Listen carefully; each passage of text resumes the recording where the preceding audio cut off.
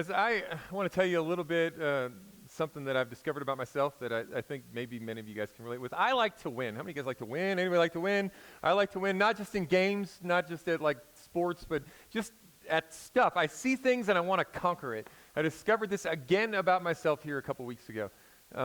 Took a drive up to Taos to go up and watch my daughter play volleyball. I told a couple that had gone to church here and moved up there that the next time she played up there, I was going to go up and see them, and I went up, and then they weren't there. So I decided when I went up to Taos that I would go hike a mountain, which is just really weird. I'm looking around. Tallest mountains in New Mexico are right there, and I thought to myself, I'm going to go take down one of those.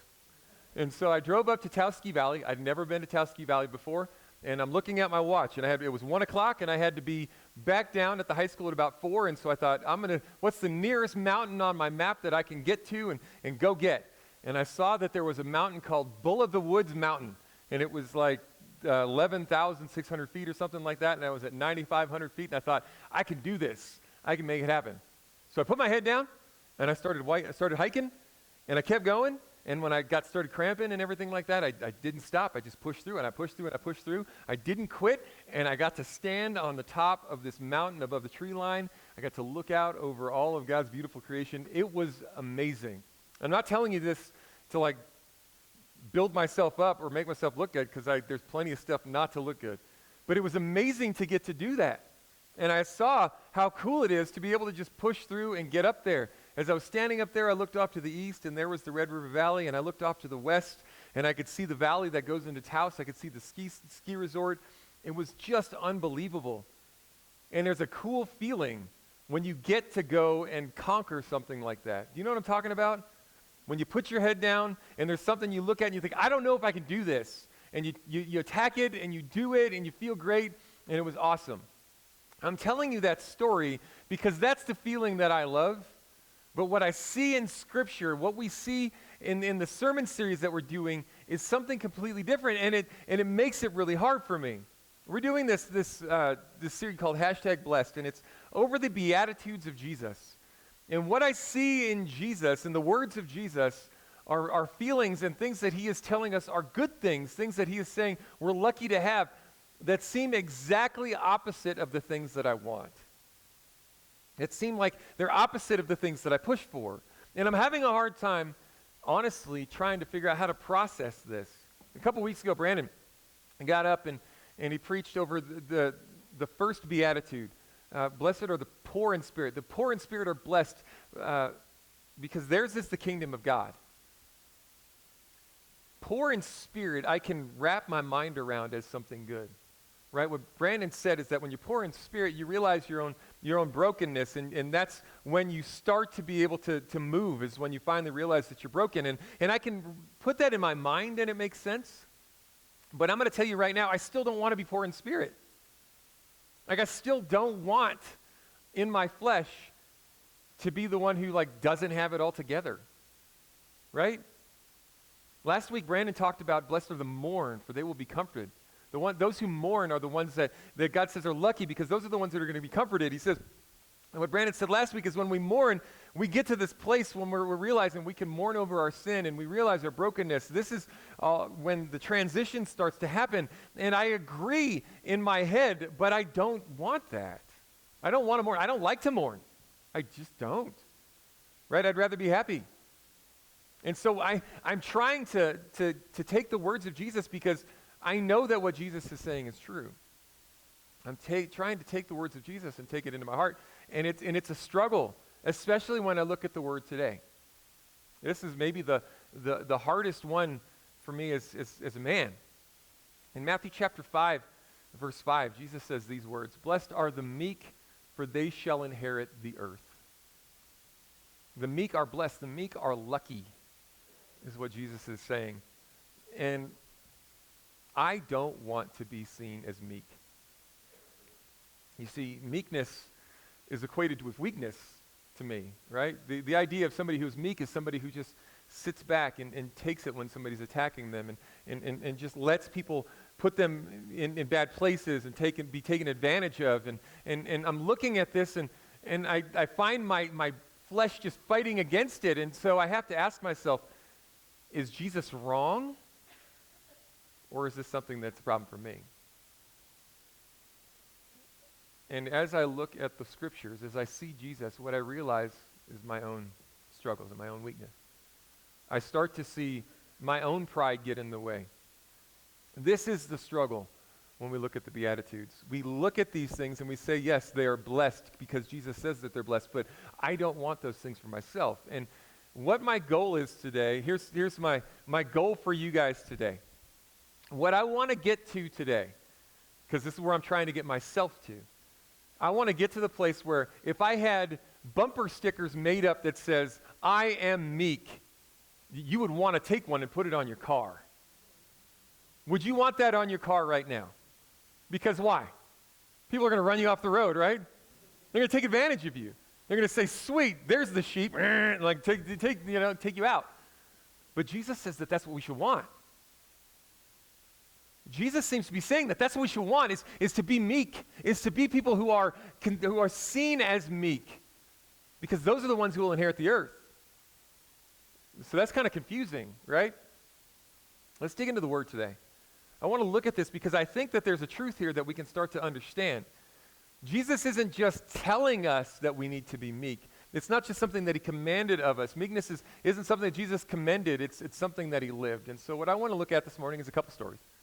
A couple stories of times when Jesus lived this out and why it is that he's calling us to this. Because I think when we understand what meekness is and what he's calling us to, we understand how this is what transforms the world. So if you guys have your Bibles, turn to Luke chapter 9, verse 51 through 56. If you don't have a Bible, there's actually a Bible in the seats in front of you, underneath the seats in front of you, and you're welcome to take that one, use it, mark it up, take it home.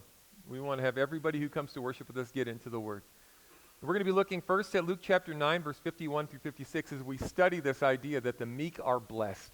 I want to take a look at that and understand. So here's the story here in verse 51 through 56. Jesus is about to take his disciples and start to take them into Jerusalem, and he's pointing himself towards ultimately his own sacrifice and his death. With that in mind, let's read this. When the days drew near for him to be taken up, he set his face to go to Jerusalem. And he sent messengers ahead of him, who went and entered a village of the Samaritans to make preparations for him. But the people did not receive him because his face was set towards Jerusalem. And when the disciples saw James and John, or when his disciples James and John saw it, they said, Lord, do you want us to tell fire to come down from heaven and consume them? But he turned and rebuked them, and they went on their way to another village. This is a crazy story. This is not something that you probably heard about in Sunday school class growing up. But here's the story. Jesus and his disciples were going to Jerusalem, and as they were traveling along, Jesus was starting to tell them about his real purpose for coming. And as they're going along, he sent the disciples forward to the towns that in front of them to make preparations so that when he got there with him and the followers, there would be some place for him to stay. And they show up at the Samaritan town, and they go in, and the Samaritan town says, we don't want you or your people to come here. You guys are going to Jerusalem, just go to Jerusalem. We don't want you here. And so James and John go back to Jesus, and they say, Jesus, they just rejected you. Do you mind if maybe we ask God to send fire down on this town and blow it up? That's kind of cool in a really scary, creepy, morbid way. What Jesus said to them, though, is really unbelievable. Jesus doesn't say to them, you guys are stupid, I can't do that. Jesus doesn't say to them, what were you thinking? Jesus doesn't say to them, you know what, you're right. They deserve it. How dare they reject me? I'm their hope. How dare they do this? Go ahead. Instead, Jesus turns to them and he rebukes them for wanting to call down fire on this town, and they move along from there. Why doesn't he allow them to call down fire on this community? I mean, he is the hope. This starts to paint a picture of why Jesus came. Jesus exhibited this meekness when he was under attack because Jesus didn't come to be avenged in the first place. We see a little glimpse of his purpose in this story right here. Because he had the ability to do this. He had the ability to call down fire. He had the ability to curse this town. He had the ability to put those people in their place. And so when James and John, who are called the sons of thunder because they had tempers, they came to Jesus and they said, let us call down fire on this place. Jesus didn't rebuke them because they were stupid. He rebuked them because they didn't understand his purpose in the first place. I've got to be honest. When people do me wrong, it's really hard to be meek. Right? When people belittle you or attack you, when people put you in a bad place, the last thing that you want to do is show meekness. At least if you're me, if you're anything like me. So when Jesus does this, what he is doing is he's taking their mentality and what they perceive as needed, and he's twisting it and he's turning it. In our world today as the church, I think we would be much more like James and John than we are like Jesus. When people attack Jesus, in our world today, it's kind of easy to look at them and say, God, why don't you just send them to hell? I mean, they don't want you anyway. They don't want what God wants. They don't want what you want, Jesus. So why are they even here? But instead of rebuking those people, Jesus rebuked his disciples. Because Jesus came for something different. And so he walked by this town. And as he's walking by this town, you can imagine the people in the town, if they're paying any attention to him at all, are making fun of him, not realizing that they've just received grace from him in a gift of life that they didn't deserve. That meekness, this is what it is. Meekness expresses itself in patient submissiveness to offense, free from malice and desire for revenge. And those are big words, but it helps us to understand exactly what it is that we're talking about when we're talking about this here. Meekness shows itself in submitting to offense and submitting to being offended against instead of having malice and a need for revenge. Meekness really shows itself in that willingness to show something different when people attack you. Our fleshly answer to any attack is to attack back, right? We think that the only way that we're going to get what we need is to attack people when they attack us. We may not say it, but we think it. But I want to ask you, how many of us have lived that out and seen that work out? How many of you, if you're married, have ever told your spouse, you know what, you're an idiot, I can't believe you're doing that, and your spouse said, you are so right. You are so right. I never thought about it, but that moment when you called me an idiot, it all became clear to me. Thank you so much for putting me in my place. None of our spouses have ever done that in the history of ever. It just doesn't happen. The world doesn't do that either. What Jesus understood with these people is by calling down fire on them and killing them, there was no hope for them. And as the church, when we decide to attack people, when they attack us, when we tell them, look, you're idiots for thinking what you're thinking, they're not going to say, oh, now I understand. So how do we change the people around us? Do we change them by attacking them? Or do we do as Jesus did?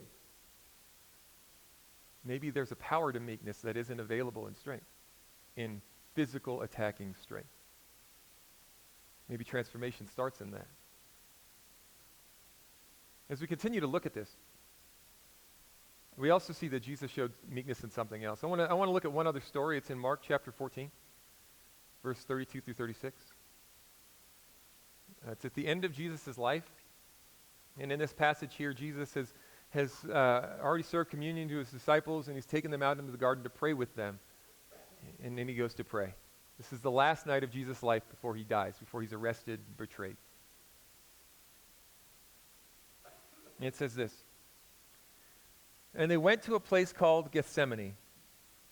And he said to his disciples, sit here while I pray. And he took with him Peter and James and John and began to be greatly distressed and troubled. And he said to them, my soul is very sorrowful, even to death. Remain here and watch. In going a little farther, he fell on the ground and he prayed that, if it were possible, the hour might pass from him. And he said, Abba, Father, all things are possible with you. Remove this cup from me. Yet not what I will, but what you will. As Jesus went into suffering, as he was suffering in the most powerful way, he showed a meekness that isn't understandable in our world. So he goes in and he's praying, and he brings his disciples, and he asks them to stop and pray, and he keeps going into the garden, and he prays these words. He says, Abba, Father, all things are possible for you. Remove this cup from me. Yet not what I will, but what you will.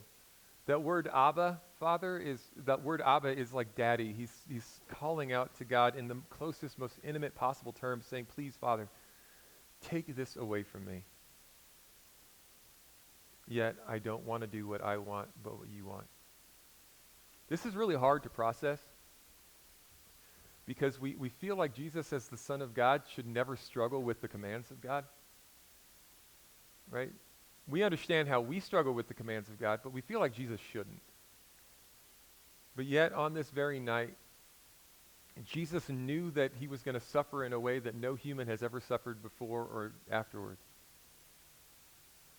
Why did he do this? What Jesus understood was, in a few hours he was going to be crucified, and he was going to pay for the price for every sin that has ever been committed. Now, think about yourself. Have you ever felt the pain of sin after you commit it? Now, we always want to sin. There's things that we want, and we want these things, and we think, I can't live without them. But as soon as you get that sin, have you ever felt that pain and that guilt that like you just wish it would have never happened? As soon as it happened, you just wish it would go away. I wish I would have never had that. I wish that decision would have happened, and that pain. What Jesus was about to experience was that pain for every sin that had ever been committed. And he understood that was coming. And so he says to his Father, he says, Father, Daddy, please, if there is any other way, take this cup from me. But I love his statement. He said, yet not what I will, but what you will. I don't want to do this, but I'm turning the control over to you. Meekness is power controlled by someone else. It's giving up control.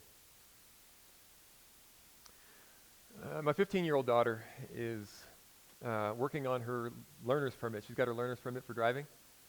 And so this is the point in time where I'm supposed to say, so everybody stay off the sidewalk, because she's driving now. But that's not the point. She's learning to drive, and it's been fun. But a couple weeks ago, when I went to Taos, I told her, it's time for you to drive home. I'll ride with you. You're going to drive home. And so we drove back from Taos. It was dusk, and we got to do the windy road between Taos and Espanola while she was driving. And for a while, it was okay, but then she kept getting really close to the guardrails on the turns, and we were sitting on that side, and finally I was like, I'm going to need you to scoot more towards the middle of the road. This just isn't going to work. I said it in that way too. I didn't yell at her. I didn't get on to her about it. I just said, I need you to scoot more over to the road. And she did. Later, we got to Santa Fe, and it was dark, and she drove through the traffic of Santa Fe like it was nothing. She did great. And then we got on the freeway for the first time. We got on at Cerrillos Road, and we turned towards the El Dorado exit, and she accelerated to 75, and we're driving right along, and then she never got out of the far right lane. At 75 miles an hour, she hit the next exit without slowing down. And we're cruising along, and she's just cruising right along, and I said, slow down, slow down, slow down, slow down, slow down! I'm yelling at her like this. And she hit the brakes, and she pulled over, and I said, okay, we're okay. We're okay. We can keep going. And she drove us the rest of the way home. Now, two signs of meekness in this story. One, I don't have a brake or a steering wheel in the passenger seat of my car. They make those. I just didn't think to buy one when I bought my car. But the reality is, in that moment, I was glad to have it. I actually turned control over to her, which was maybe a bad idea, but we got through it, and we're okay. But what is really important, and why I tell this story, is because what she did. In the car, I told her to scoot over, and she did. I told her to slow down in no uncertain terms, and she slowed down. She didn't have to. We could have died horrible, painful, burning deaths on the side of the road. But she chose to slow down at the command that I gave her. Two things she could have done. One, she could have kept going. The second thing that she could have done is stop the car and said, I can't do this. You're better at it than me. You take over, and I can't do this anymore. The first answer would have been dumb. The second one is the one I wanted to talk to you about. How many times do we tell God, God, I can't do this anymore. I just need you to take over. And then it's like he doesn't necessarily take it over. We're saying, God, I'm dealing with this sin. I can't make it stop. I can't seem to stop it. Just take it away from me. And then in the back of your mind, every time the sin starts to be tempting again, you hear his voice saying, you don't need this. In the same way that he did it before. You don't need this. I've got better for you. You don't have to make that decision. God doesn't just jump in and automaton take you and just lift you up and move you. Instead, he allows you to humble yourself and walk in his will. Because that's when the transformation happens.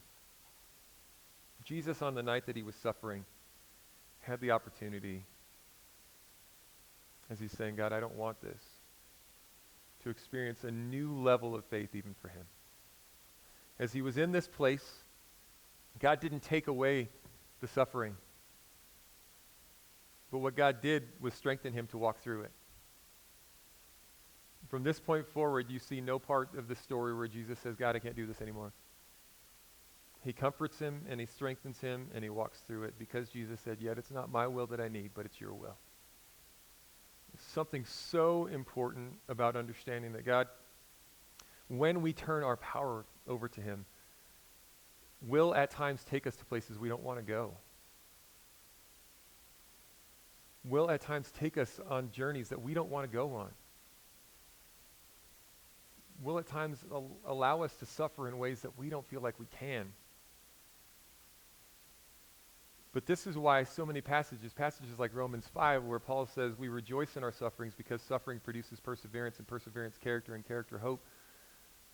We rejoice in suffering because God is going to do something with that we can't experience outside of it. We're all going to suffer in this world. We just are.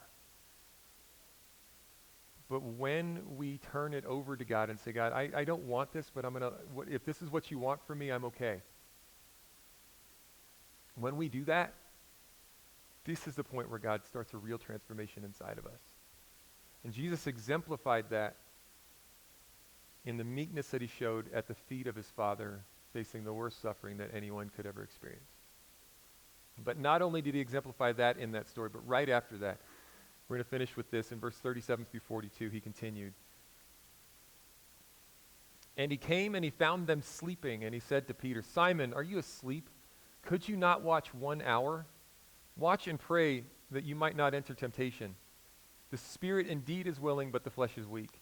And again he went away and he prayed, saying the same words. And again he came back and he found them sleeping, for their eyes were heavy, and they did not know how to answer him. And he came to them a third time and he said to them, are you still sleeping and taking your rest? It is enough. The hour has come. The Son of Man is betrayed into the hands of sinners. Rise, let us be going. See, my betrayer is at hand. This, for me, is the time when meekness is the most challenging. Jesus showed his meekness when he was abandoned.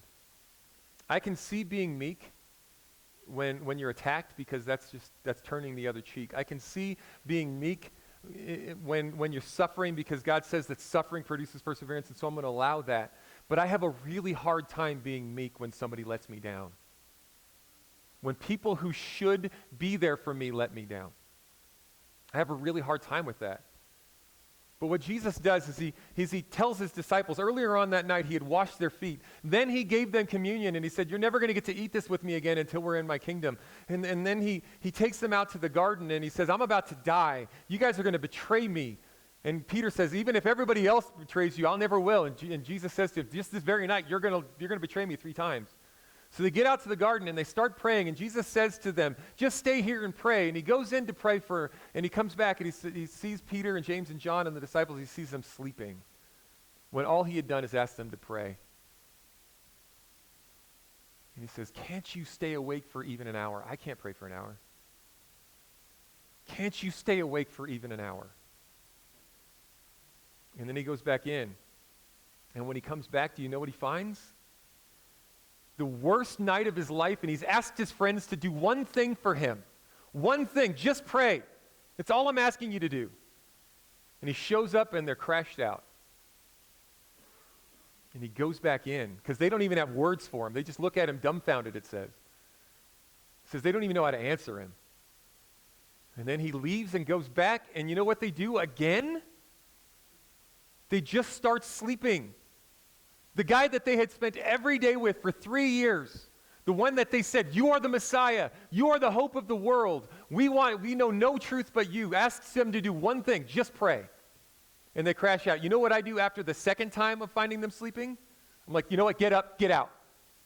Right? I ask you to do one thing, just get out. You're all going to betray me anyway. I can't deal with this anymore. Just go away. I'm already suffering worse than anybody is ever going to suffer, and yet right now, all I'm asking you to do is stay awake and just go. That's what I would have said. And yet Jesus goes back in, and look at his last words to them.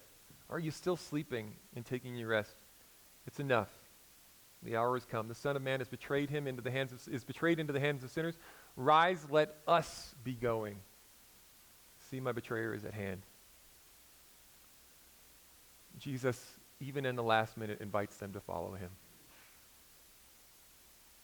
Even in the last minute, when they have let him down 3 times, invites them to keep walking. That's meekness. Meekness is understanding that people are going to let you down, but you don't have to be in control. Meekness is understanding that people are going to fall short, people are going to attack you, people are going to do these things, but you don't have to have revenge. How does that happen?